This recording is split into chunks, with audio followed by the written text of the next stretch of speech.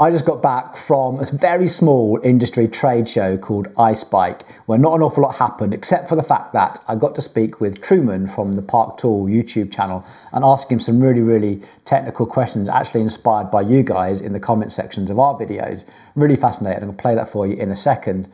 We also got to speak with the DT Swiss rep and caught up on a couple of new DT Swiss bits and pieces. The rest of the show, there really wasn't that much interest in. There's no real product releases. That Shimano cues for road definitely didn't get announced or anything like that. It was a bit boring. Apart from one small thing, it's not even a product, it's actually an idea. And I think it might just be the future of the cycling industry. You see, one of the major problems in a small local community bike shop is that they really, really struggle to compete with the online retailers, Wiggle, Chain Reaction, Sigma, etc. I know that Wiggle and Chain Reaction didn't work out so well, but ultimately there's still an awful lot of website dealers out there just dropping prices. And as you guys know, because our customers do this, they literally buy fantastically priced items on the website and bring them into us and ask them to fit them to their bikes. We have absolutely no problem with that. It suits our business model, but it doesn't suit the business model of a lot of other little shops, depending on those city centre locations. But here, Madison have got a fantastic idea. It's called Freewheel. They've launched essentially their own website, representing all of the brands that they already buy in. So distribution works by smaller brands, such as Kogel, they've got Saracen on here, 100%, Laser, Elite, just tons and tons of brands, massive selection. But they have it all in their warehouse, and the idea is that they hold it in the warehouse and then they ship it to us small independent bike shops and we sell it to you guys. Each step of that process means that every single person has got to take a profit margin that is enough to pay staff, pay warehousing, pay rent and rates and electricity and all that sort of thing. So the price just gets bigger and bigger and bigger. What Madison are doing is almost shortening that chain a little bit, but keeping bike shops in the loop a bit. Now, the idea is that you could go to this website and they have sales and etc., just like Wiggle and Chain Reaction do, and there's bargains, and go and have a look at it. But when you check out, you can get it delivered to your home address, or you can get it delivered to a local shop if you want to. Either way, whatever you choose, you get to choose a local bike shop that is going to take some sort of benefit from your purchase. We take a little margin between 7.5% and 15%. So the amount of profit margin that a bike shop might take is considerably lower. It's more like a commission more than a profit margin, but we take virtually no risk on it. So we end up being a hub where people can come to a local bike shop, engage with the staff there, ask for their knowledge, get their experience, buy it online, knowing that the bike shop is going to take a cut. I personally can see a point where we will be with you at the counter, talking you through various things, sharing our experience. Say, look, that's the bit you need, that's the bit you need, that's the bit you need. Click go, get it delivered to home, or if you want to, get it delivered here. We'll fit it to your bike, and we take a small cut. For me, that really suits our business model because we don't hold stock at all of anything really. We buy everything in as we need it. We keep our business very, very lean. Don't like having lots and lots of inventory that we then have to sell off and list on a website. You get the idea. So anyway, go and check it out. Really, really keen to hear your thoughts. And without any further ado, let's get into that interview with Truman, which I know that's what you're here for. Thanks for your time on this. Yeah, no problem. I've gone through our comment section. I picked out some of those technical questions I could find from our audience, and you're up for answering them. I'm up for it. Let's go. I love it. First one, a nice easy one. Bottom bracket presses. Yep. Now, I brought into that system quite early, and frustratingly, it's a great system, but you can't buy the dub drifts for them separately. Yeah. Please. So you can buy the drift separately. So we had the BBP 1, that one didn't have the dub drifts. And then we came out with the BBP 1.2. That one does have the dub drifts. But so our website has, if you go to the product page for the BBP 1.2, you can go down to parts and accessories and then replacement parts. And then you can find the part number for each individual piece. So in this case, those drifts have a part number there. I think it's 1198.2 or something. Off the top of your head. I don't know. It's close to that. But you can go there and you can buy it off of our website. In the UK, it's best to get that at the shop through Madison. Okay. So you'll contact Madison Warranty and order that part individually. Madison Warranty gets orders parts from us about every 2 to 3 weeks. So then they're going to share that shipping, getting it here, and then you'll not have to pay a bunch of shipping because you can buy that directly from us in the US. Of it, I need to be pestering the guys at Madison here to maybe, yeah. say, where's the part on the Yep, website? exactly. And they're trying to beef up what they're stocking, but they can't. So we have over 6,000 individual parts. Yeah. And any one of our products, you can go to where I described, into parts and replacement parts, and look at exploded diagrams and buy individual pieces for any one of our tools. Good. But getting it here is going to be best done through Madison. Okay, we'll check that out. So while we're on the subject of early adopters, Yeah. I was one of the first mechanics, I think, to get really excited by your bleed kits. Yeah. I was like, yes, it looks like Park Yeah. Tool have done this. And I got it, and the second bike that I put it to, I had oil all over the floor. Yeah. So What happened? we didn't originally have what would be called like an O-ring capture. Right. So basically there's an O-ring and then, so we had like a step. So the fitting off of the hose came here, step down, and then to threads. Yeah. And now in our second version of the bleed kit, and we actually started doing it as a running change in our first bleed kit, we started putting O-ring captures on there. Yeah. So basically coming down, the fitting then comes in and kind of makes a valley and then comes back up into the thread so that it basically eliminates any possibility of that O-ring hemorrhaging out the side and leaking. We also put clips, rings around where the hose goes onto the barb so that the hose doesn't blow off. We saw that happen a few times. Yep, so yeah, we put definitely those had that on there. experience. We put the O-ring capture on there, and we've been having an amazing time with them. We've updated the bleed kits. We added the 4mm fitting for DB8. Down the road, maybe a little bit of updated forecasting. We're working on the new Maven brake fitting. So for the bleeding edge fitting for that. And again, hopefully you can get little spares sent through and update your current kit. We're going to be selling that as an individual, as a separate. So we updated our bleed kit last year, and we had the UK, the BK, it was BK UK. Now we're going to have It just rolls off the tongue. Exactly. Probably it's going to be a really lame part number, but Yeah. we're going to have just that Maven bleeding edge fitting available just by itself. Okay, that's good to know. Yeah. So you're 100% confident now, if we brought it into that system, we're Yeah. not going to end up with a dirty floor. Yep, exactly. Okay, awesome. Yep. I'm confident. And if you have an issue, or if you have an issue right now, contact us. I have to be fair, I sent mine back and it got credited straight away. And Yeah. I'm now just going, come on, is it okay? Oh, now? it's So you're great saying now. it's good. I'm saying it's great. It's good. Yep. We also introduced that Shimano bleed kind of has a little pin that goes out and stabilizes the hose on the nipple. Yeah. So it's a fantastic bleed kit. So we never had done a bleed kit before, and we don't, we're not like Shimano or SRAM where we're selling a brake, a hydraulic brake. Yeah. So we entered the market. We made, we had our engineers develop it, and we had, internal discussions about stuff as you do, and it evolved, and we learned what we didn't do well, and when we made moves forward, made improvements, and now we're, the new one is fantastic. Good. Any business should do that, really. It's like plan, do, review, and make things better as they go. It's Yep. good to hear. Exactly. So you ready for some tough questions? I hope so. These get really geeky, I do Yeah, warn you. good.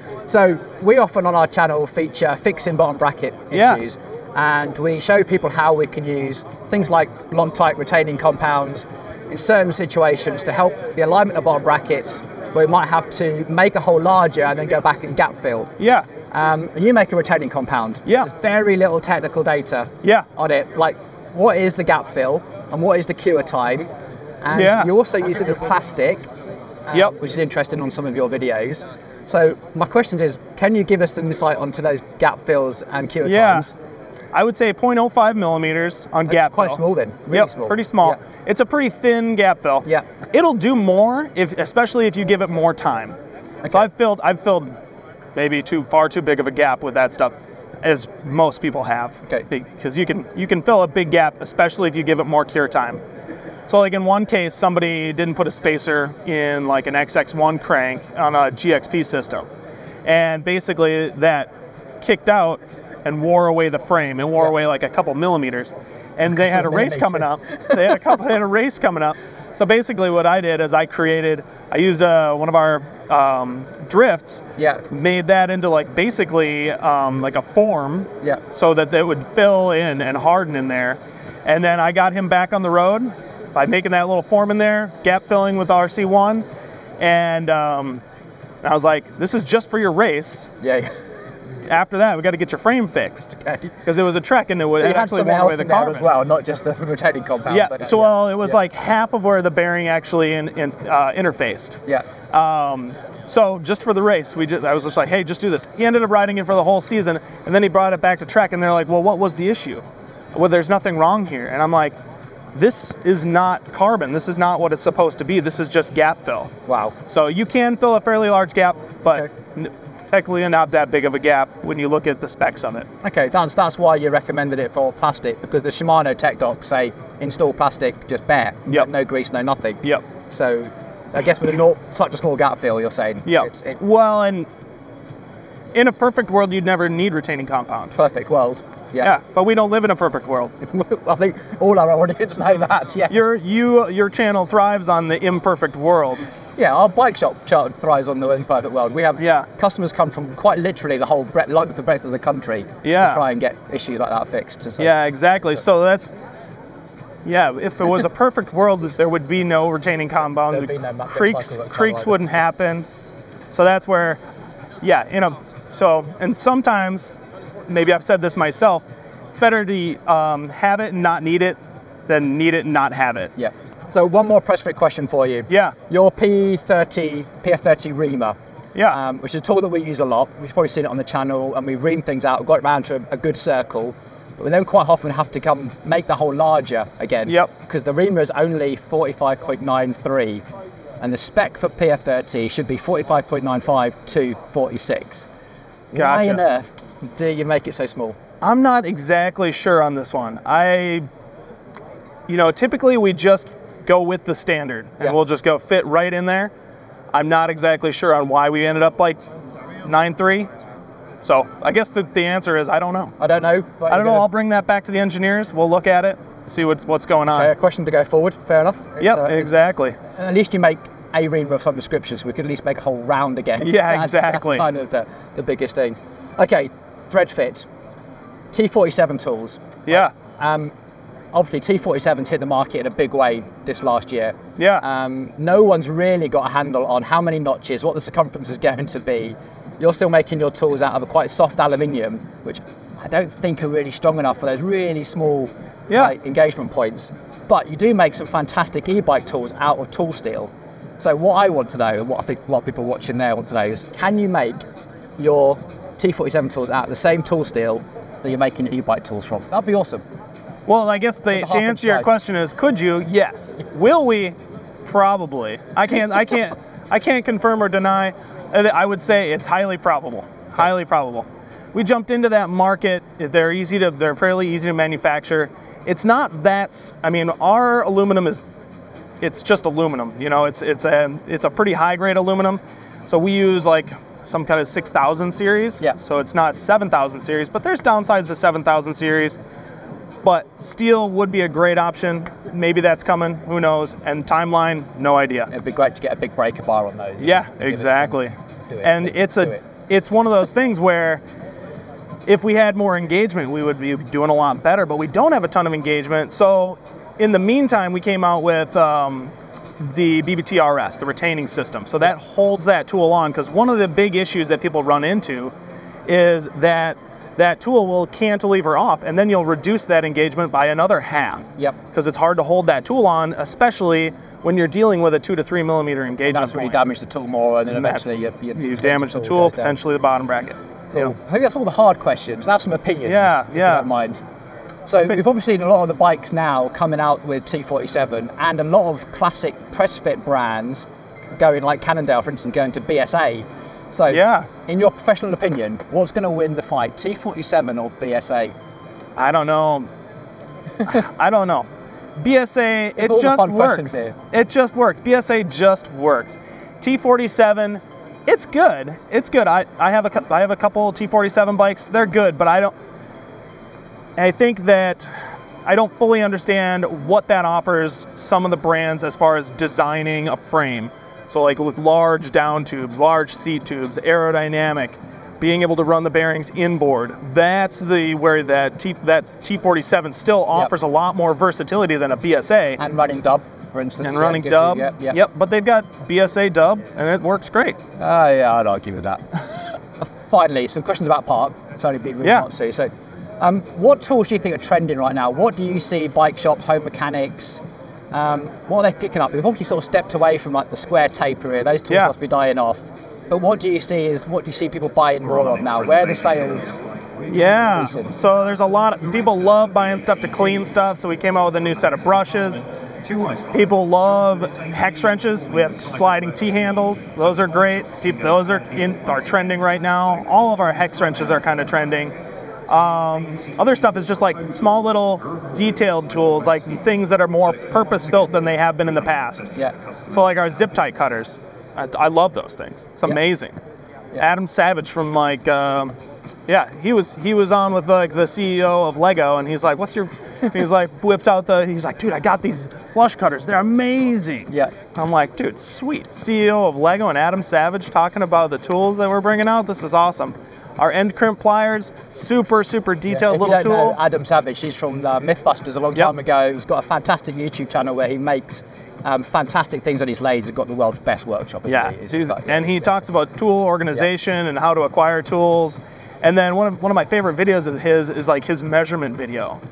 Because like we were just talking about a measurement, the 0.93.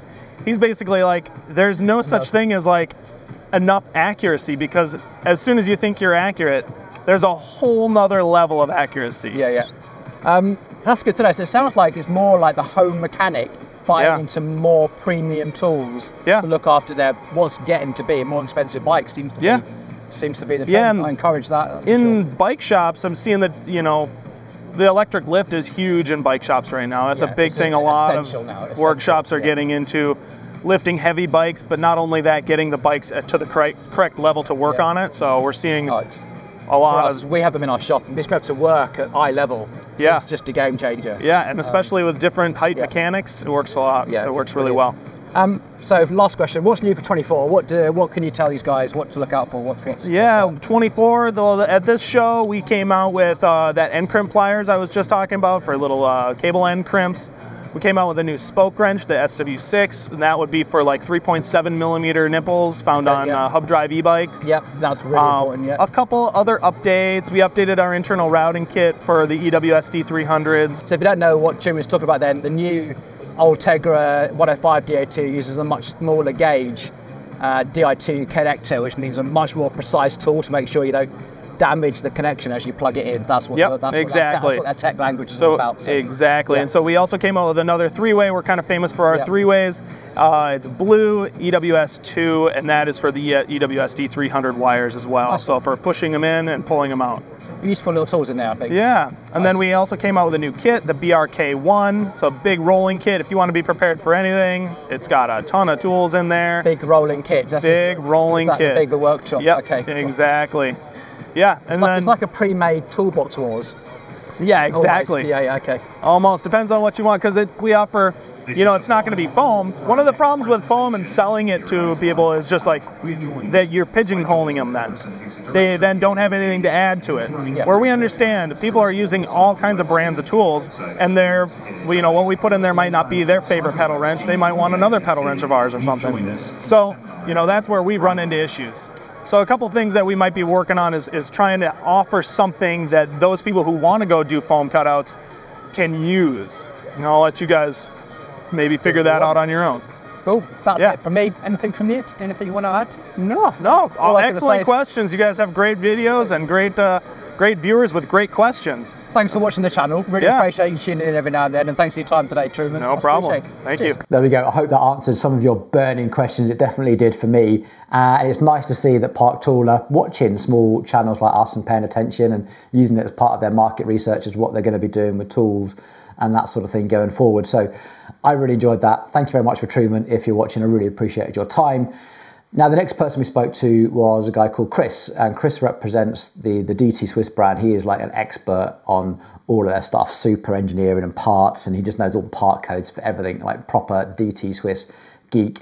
Now, DT Swiss didn't have anything much there exciting in terms of like fancy carbon wheels, but Chris is about to tell us about an aluminium wheel set, which in my mind gives you a bit of a dilemma between, do you go for a good quality aluminium wheel set from a reputable brand that you can get parts for and easily service, or for about the same sort of money, do you go for a less reputable carbon brand that might be a little bit deeper, might be a little bit lighter, but may present you with problems down the line? So here's what Chris has to say, and I'll be keen to hear what you think in the comments. Here on the DT Swiss stand with Chris, the product manager, one thing's caught our eye here is a slightly aerodynamic aluminium wheel. Go on, tell me about it, Chris. So the logic is here is that currently there's a lot of focus on aerocarbon, and with IRCs we're doing very well with those at the moment, getting great test results. Yeah. But no one's really focused on aero alloy. Yeah. Now, obviously with alloy you're limited, you can only go so deep before you spoil the ride quality and add a lot of excess weight at once. So what we've actually done is, rather than just do a normal triangular shaped rim, etc., with DT we've actually done a full custom extrusion, working in the wind tunnel with our Aero Skunkworks Swiss side, and actually developed a genuinely aerodynamic 30mm deep alloy rim, 20mm internal hooked construction, optimised for our 28C. So just run me through the stats again. So the depth is 30mm. 30mm, and the internal 20mm. 20mm and hooked. And hooked, yes. Good. All our road wheels are hooked. Yeah. And so we give you all the usual aero features expected from a higher end wheel, such as our top end Aerocom spokes. We've got the hidden nipples there, which do reduce rotational drag. We've measured it in the wind tunnel, it does make a difference. And so we've got all the features you need in a more affordable package. Also, it's great for people who want to race crits, who want to go weekend racing, but they won't end up on the bottom of a pylon. It's a wheel you can crash, and the replacement rim is 50 quid. So the headline is, the hubs on their DT Swiss 370s? These are 350s. This is the AR 1600, which is the mid-range alloy. So the 370s have the 3-pull system on the free hub? Nope. All have ratchet now. Oh, so the 370s have now gone to a full ratchet? Yep, 370s now use our ratchet and 50, so we've actually got ratchets in there. So what makes the difference between a 370 now and a 350? What's the big difference is in weight? Yeah. 370s are a bit heavier. They use a seal which is mounted on the free hub body. This means the bearings, the tolerances on the hub shell don't have to be quite so you still need a different free hub body on the 370s? You need to have the seal on the free hub body. That is a big difference. So you've essentially got another free hub body in your lineup, which is the pull one, the new 370s with the ratchet, and you've got the traditional. Yep, and we've got the 350, so 370s ratchet element, the free hub. 350 is a classic ratchet, twin, both sprung. 240 is ratchet XP, and we also have a ratchet XP oversized, which is specifically for high engagement e-bikes, which is a massively oversized system with a big oversized drive nut, generally to make it much stronger, because e-bikes, especially e-mountain bikes, munch hubs. So this is a good step forward, but to be aware for another free hub to be aware of. Much we hold in stock. Madison hold this stock of these. We've got the UK service centre, so no customer should be left high and dry for very long. So in all, the headline on this is aluminium slightly aero. So it's not quite full 40mm aero, but probably more than most. It's not going to compete with the likes of this, the full-on ARC that we use. No, of course we get that. But it's a good option for a training wheel. It's good option as an upgrade wheel. It's good also for people who may be concerned about the environmental effects of carbon. We're working on full recyclability on ours, but it's a struggle finding partners to do that. It's an ongoing process.